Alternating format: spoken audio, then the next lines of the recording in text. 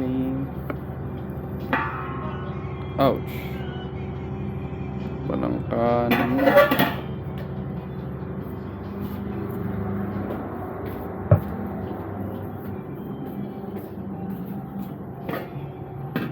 Yun, pwede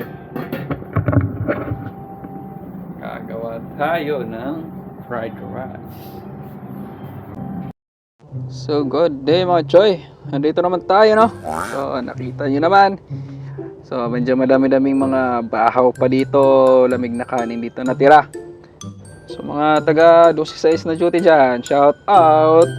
At alam nyo na, mga tirador ng bahaw.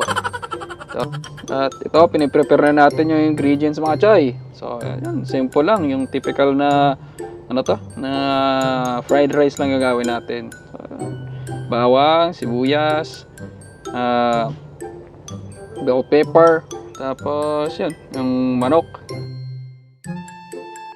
So minekos-mekos lang natin yung manok. Lidliran yung tawag sa amin yan sa Bisaya, ewan ko lang, basta yung ginawa ko sa ginger. So lagyan natin ng soy sauce, oyster sauce, and honey. So yan, yan yung pangpasarap ko dyan para magawa natin yung parang chowking na fried rice. So tapos na yung ingredients natin mga choy. At yun, natapos na natin yung mga ingredients na prepare natin. Ano pang gagawin? So let's heat the kawali. Yun, lagyan na natin ng olive oil. Syempre healthy living tayo dyan. Pasensya na mayaw kung olive oil gamit natin. Oops, yung toppings natin dyan, itlog, unahin muna natin lutuin para mamaya pagka sangag mabilis na, hindi na tayo mahirapan dyan. Luto na yung toppings mga choy. Sige, sinabay ko na yung bawang dyan, tapos sibuyas, mabilisan lang kasi pa-duty pa ako dyan kaya mabilisang luto lang. So ito, lagyan na natin ng templada, paminta, asin. Ayan, kasi para ma-dissolve na siya, wala akong makakain na asin ba na buo. Lagay na natin yung kanin at wala, mekos-mekos lang yan. Tingnan mo, nasangag na yan Pag makita mo dry na, lagay na natin tong secret sauce natin, secret sauce.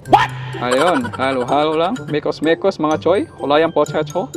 Pero ayan, pwede na yan. Lagyan natin yung manok, yung itlog, and mix.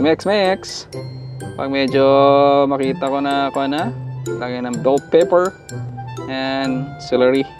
Ayan, di ba? Makulay ang buhay. Makulay yung fried chicken natin. At wala. Yun, makita mo. Tapos na tayo. Plating na tayo. 1 cup rice lang yan mga choy. Pasensya na, basta 1 cup rice lang yan. Diet tayo Kung malaki yan, basta 1 cup. Okay na yan.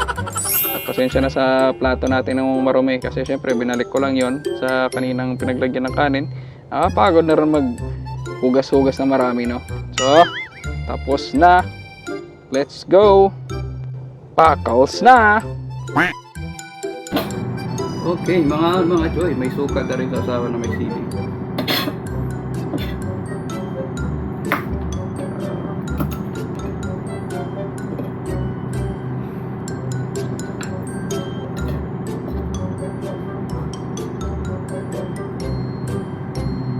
First bite.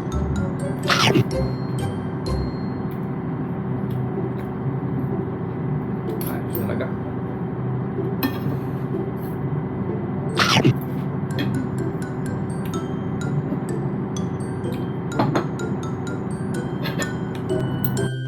Masarap talaga mga choy. Yung fried rice na may may sausawan talaga na sili na asuka na may sili. Ano ba yan? Basta yun.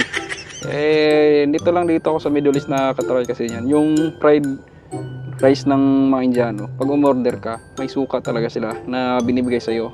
Kaya syempre, na-try ko rin. Masarap din pala. Kaya yun, parang nakuha ko na rin. Na okay din talaga. So, pasensya na yung kain namin dyan mga choy. Lalo na yung kutsara namin. Parang pangpatay gutom. Sobrang laki. Parang sandok na nga Okay, diet pa tayo dyan mga choy. So, yung mga nanonood dyan, pasensya na. Sana sarap din.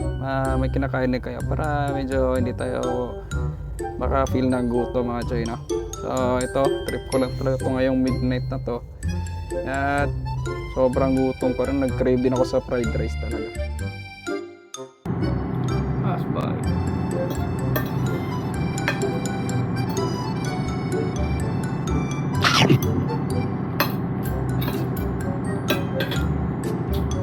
Yun busog din yung bituka ko.